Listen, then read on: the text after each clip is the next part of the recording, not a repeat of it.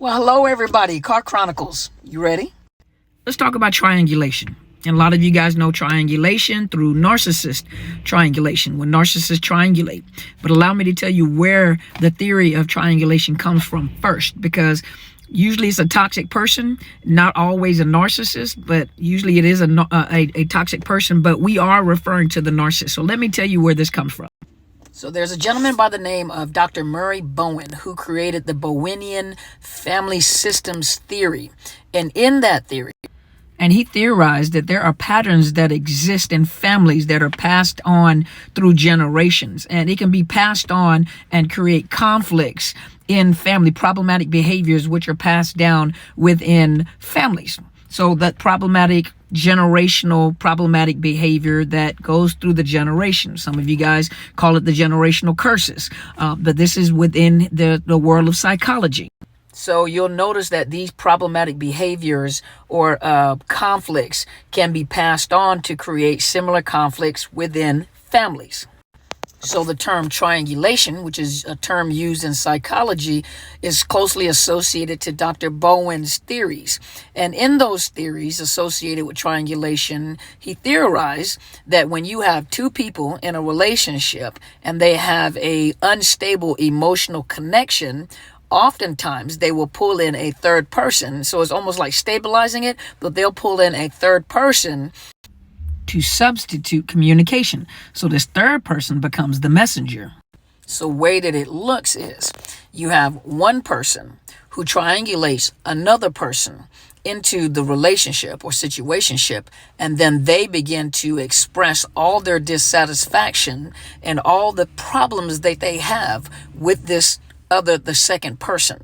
And so the third person will now intervene and will tell the second person all the things that they need to do to change or to comply.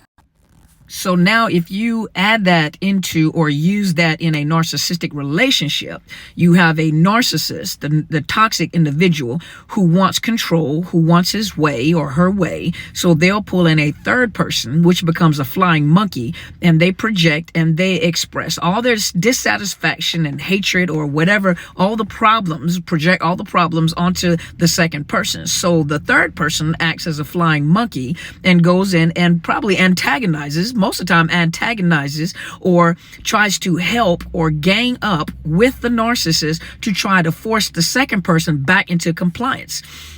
So this is the concept of divide and conquer. The third person, or the flying monkey, the one that has been triangulated into the situation, now is the henchman. All right, Car Chronicles, Narcissist Triangulation, Part 2. So now that you know the history of triangulation, where it comes from Dr. Murray Bowen, from the Bowenian family systems theory, and you understand what triangulation is. Now let's place it into a situation that some of you guys are going through. So some of you have been discarded, or you have done the discard, and the narcissist is with a new supply. This is pretty common. This is a lot that I hear about, where the narcissist is in a new relationship or situationship with a new supply. Well, now you have to remember that the new supply is unaware that the person is a narcissist, right? We understand that. And of course, they're going to have empathy or sympathy toward the narcissist, because the narcissist has to smear your name in order to gain the empathy or the sympathy of the new supply. And so as they're doing this, they're dogging you out. They're talking about you. They're smearing your name. You're so horrible. They're projecting all of their negative traits. Everything that they do, they put it on the old supply. So what the new supply is hearing is all about the old supply, but really what the narcissist is doing is exposing him or herself, because everything that they're talking about is everything that they do and how they are. So now, of course, as you know, that new supply has to defend their boo. Their boo thing. So the new supply, because some of you guys did it too. Come on, we were guilty of it. You had to defend your boo thing. And so you're defending, or the new supply is now defending. So they are fighting. And what the narcissist does, they don't have to fight anymore. So now they just put out information, even if it was a phone call and it was inappropriate and you said no, you kept your boundaries, you said no or whatever, and they get upset. They take your no, and then they give that information to the new new supply, and of course they're going to pervert it. They're going to make it into what they want to. So guess who fights on their behalf? So now the narcissist doesn't have to fight anymore, because now not only have they triangulated, the three of you guys are now triangulated because the new supply is fighting on their behalf, but also he has created a flying monkey. Now the flying monkey, the person that is triangulated, now is going to do all the bidding and the warring for the narcissist.